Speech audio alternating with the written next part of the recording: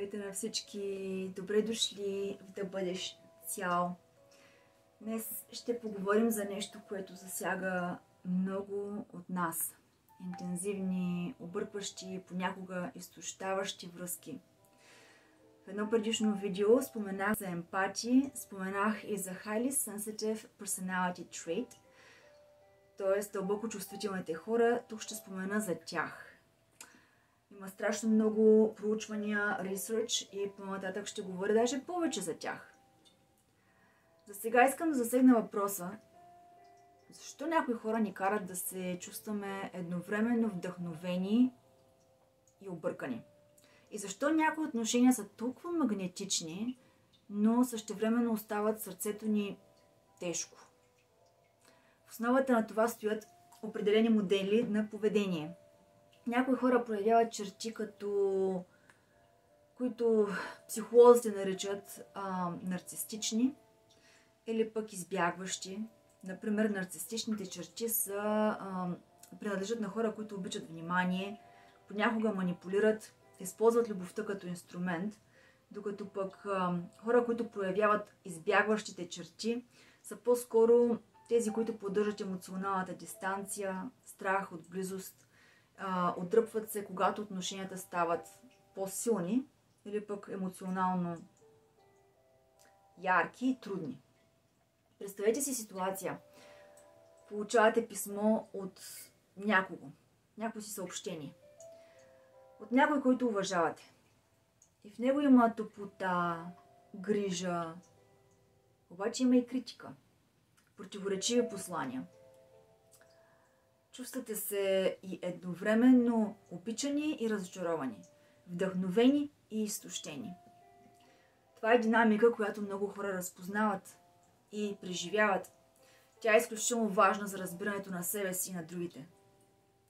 А за чувствителните хора или емпатите, които пък осмислят нещата по-дълбоко от повечето хора и които чувстват и предузнават неща още по-дълбоко от повечето хора, от 80% в света, то този тип взаимодействие е изключително натоварващ и изтощаващ.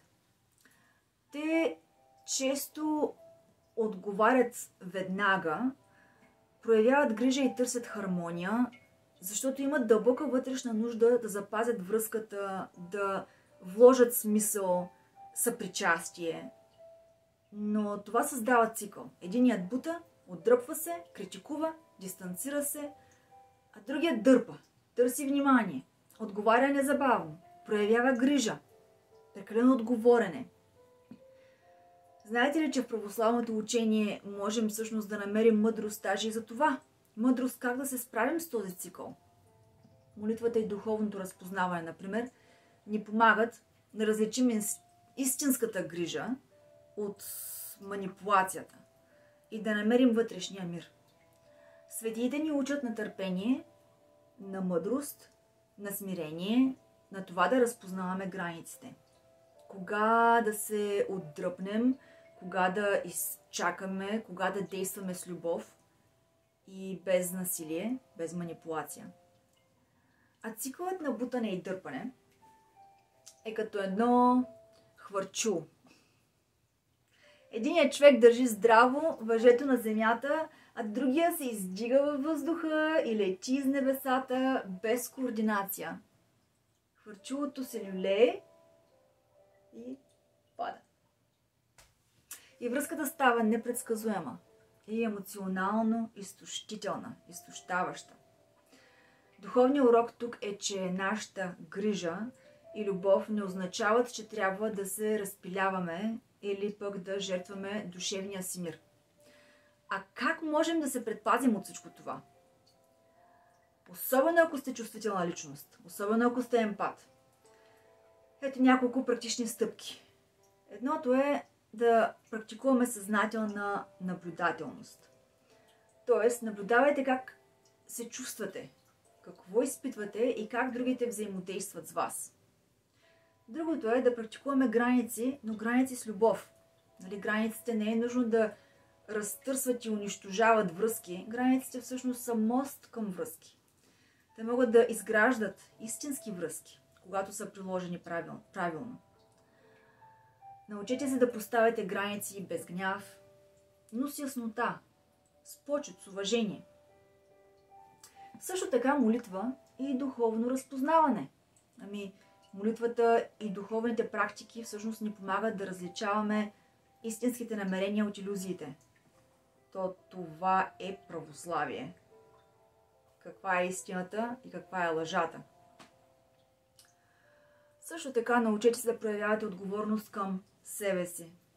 Намерете или вземете време за себе си. Това време трябва да се вземе, то трябва на сила да се вземе.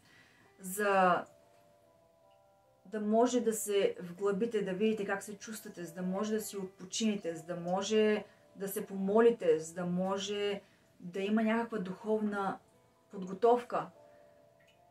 И просто дори време за хобита, време за креативност, време за изобретателност, време да напишете стихотворение, песен или просто си помечтаете, време за приятелства. Тези стъпки ни помагат да обичаме по-сигурно, без да се изтощаваме или пък без да се пренатоварваме. Дори когато връзката е приключила или пък се промени. Научените уроци си остават в нас. Нямате нужда от все същите места или хора, за да ви припомнят за тези уроци. Каквото сте научили, те остават като подаръци, които укрепват сърцето и душата ни. В православието има прекрасна идея. Идеята за любовта, която дава, но не бива унищожавана. Любовта укрепва и пази. Тя ни учи да бъдем и едновременно и ясни, и търпеливи, и нежни. Тя не разрушава, тя не манипулира.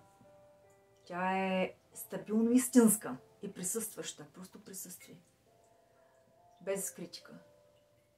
Когато осъзнаем моделите в отношенията си, можем да открием тази метафорично изразена сребърна нишка, сигурната, нежна нишка, която свързва нашето сърце с вътрешния мир и с Бога. Накрая, все пак помнете, разпознаването на моделите не означава да спираме да обичаме, не означава да си сърцето да стане закоравяло и повече да няма никакви контакти и да няма никакви чувства. Напротив, то означава да обичаме даже по-ясно и по-смело и с повече грижа за себе си. И казвам за себе си, защото чувствителните личности по принцип пренебрегват себе си и дават всичката възможна грижа, плюс още повече на другите. И затова се погубват. Но това изобщо не е православие. В православието ние сме научени да възлюбим ближния като себе си, т.е. как можем да знаем как да обичаме, изобщо ако не сме възлюбили себе си. И това не е самолюбие, това е уважение към тялото и душата, които Бог ни е дал. Означава, така като следваме духовната мъдрост на православието, означава да практикуваме смирение, но не унижение. Любов, но не зависимост. Внимание към другите, без да губим себе си. Така, надявам се това да ви е вдъхновило. И ако ви хареса, до нови срещи. Ако сте нови, абонирайте се. Аз се радвам и благодаря за вашето внимание. И така, до скоро. Чао, чао!